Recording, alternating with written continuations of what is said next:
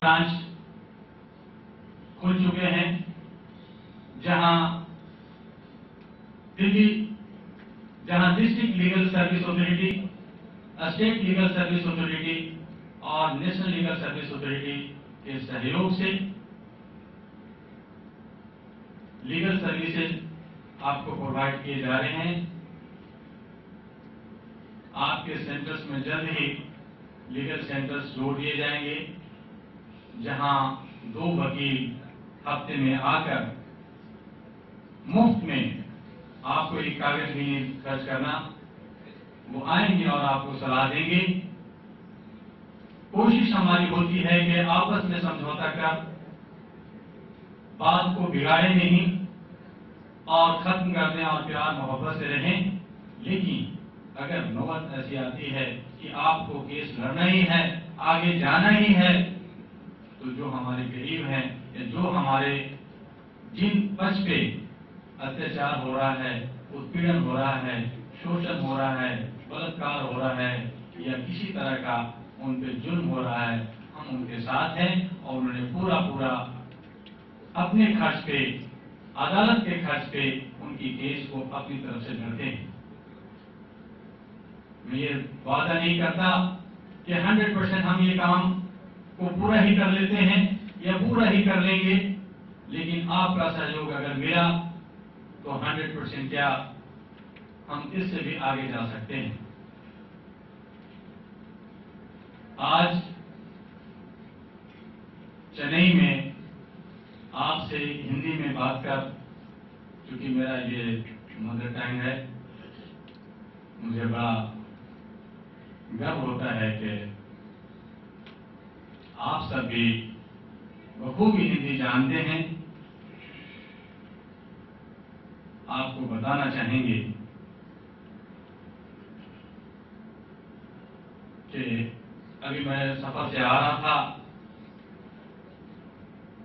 एक विचार आया मुझे, कुछ पेपर्स देख रहा था।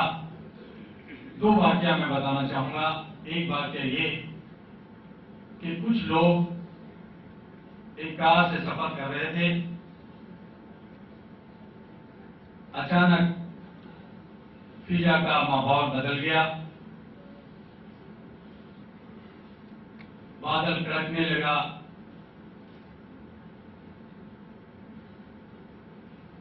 बिजली जो बादल कड़कने के बाद बिजली जो गिरती है, उस कार के पास अचानक आया और वापिस हो गया। ड्राइवर घबरा गया, लोग घबरा गए। ड्राइवर ने कार रोका, फिर आगे बढ़ा, फिर बात बिजली आई, फिर वापिस। इस तरह से 2-4 बार होता रहा। ड्राइवर ने रुका, कहा कि भाई हम इस हालत में नहीं जा सकते, हमारे बीच में कोई एक शख्स ऐसा है जिसकी मौत निश्चित है। लोगों ने कहा क्या बकवास करते हो? कहता अगर मेरी बकवास है तो ऐसा करो, ये मैं कार रोक दिया, पास में एक ब्रिज है, दरख्त है, एक करके जाओ और एक करके वापस आ जाओ, जिसकी मौत है उसकी मौत हो जाएगी। ड्राइवर पहले गया, वापस आ गया, एक करके सभी लोग गए, आगे एक अंत में एक व्यक्ति रह गया। तब ड्राइवर ने कहा कि मैं 100% कह सकता हूं कि इसकी मौत है। वो व्यक्ति दरख्त के पास गया, वो ऊंचा ही था कि बिजली जोर से टकराई और दरख्त को फाड़ता हुआ उस आदमी को चीर डाला।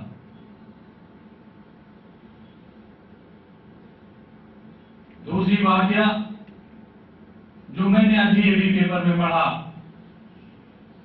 उत्तरांचल में कुछ लोग सफर कर रहे थे,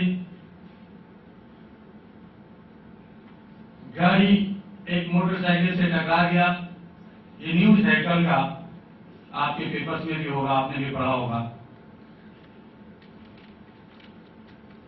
जो मोटरसाइकिल पे था बंदा झाड़ी में जा गिरा, लोग रुके, उसे निकाला, मोटरसाइकिल भी निकाला, वो बच गया। और उस जो झाड़ी में गिरा था वो थोड़ा जोश में आया कि तुमने मुझे मारा है, आप मुझे लेके चलो, थाने चलते हैं, तुम्हें उस पर केस करेंगे। वो बंदा ड्राइवर जो था वो भी जोश में आया, कहता चलो जो करना है करो, मैंने तो तुम्हें बचाया। वो एक तरफ निकला, जो उसका असिस्टेंट था ड्राइवर का, उसने कहा भाई तुम गाड़ी लेकर के आगे बढ़ो लोगों को, जो उसमें सवार थे 8-9 लोग। जैसे ही थोड़ा आगे गया, वो कार, वो गाड़ी जाकर एक्सीडेंट कर गया और सारे के सारे 9 से 10 लोग थे वो मर गए। मेरा कहना यह है कि चाहे वो आज घटना घट रही है या पहले भी घटना घटी, मौत जिसे आना है उसे आना ही है। वो निश्चित है कि हर हालत में मौत आएगा। मौत से क्या डरना। हम भ्रष्ट लोगों के बीच में जी रहे हैं, करप्शन लोगों के बीच में जी रहे हैं, अपनी आंखों से देख रहे हैं कि कितना भ्रष्टाचार फैला हुआ है, कितना अत्याचार फैला हुआ है, कितना शोषण हो रहा है, कितना हमारे बहु बेटियों के साथ बलात्कार हो रहे हैं, कितने जो है किडनैपिंग का काम हो रहे हैं। हम अपनी ईगो में जीते हैं और ऐसा लगता है कि जैसे हमें मौत आएगी ही नहीं। मेरे दोस्तों, मौत से मत घबराओ, इंसान की इंसानियत से घबराओ। जिसमें इंसानियत नहीं होती वो तो पहले ही मर चुका होता है।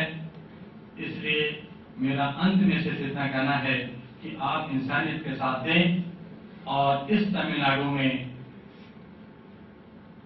मानव अधिकार, कौमी हुकूक, मानव हक का, ह्यूमन राइट्स जो अब तक यूरोपियन कंट्री का एक शोभा बना हुआ है, हम इसे कहते हैं जेनेवा, नैरोबी।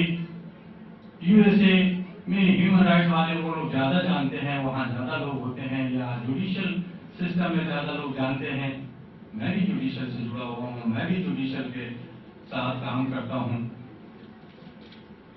लेकिन जरूरत है हम सबको मानवाधिकार जानने की, अपने हक को जानने के लिए, और हक को जानते हुए अपने भाइयों को आगे बढ़ाना है। एक समानता, equality, brotherhood, international integration, love, peace और सबको न्याय समान मिले, access to justice for all, ये हमारी नारा है। और इसी नारा ही नहीं बल्कि इस पे हम लोग जो काम कर रहे हैं कलमबद्ध होकर। मैं आपको एक चीज और बता दूं कि all India human rights association किसी शोर शराबा में, किसी आंदोलन में विश्वास नहीं करता। ये करता है तो काम अपनी कलम से। जहां कहीं भी कोई भी शोषण हो रहा हो तो हम लोग कानून के दायरे में, चाहे पीआईएल हो, चाहे कोर्ट की हो, चाहे आपस में मिलकर उसे दबाने की पूरी कोशिश करते हैं। और आवाज उठाने के लिए आपके साथ कई मीडिया साथ हैं। एक आपके साथ ऑल इंडिया ह्यूमन राइट्स की एक मैगजीन भी है। सौभाग्य से मैं राष्ट्रीय पत्रकार मोर्चा भारत का भी अध्यक्ष हूं। इसलिए मीडिया, भारत की पूरी मीडिया भी आपके साथ है। उनके तरफ से भी मैं कहना चाहूंगा कि आप लीडर होकर साहस के साथ मानवीय मूल्यों को प्रतिस्थापित करने के लिए दलित, चाहे वो हिंदू हो या मुसलमान, सिख हो या ईसाई, चाहे काला हो या गोरा, सभी के लिए एक रूप, एक समान जिंदगी जीने के लिए नामवर हो जाए। जय हिंद, जय भारत।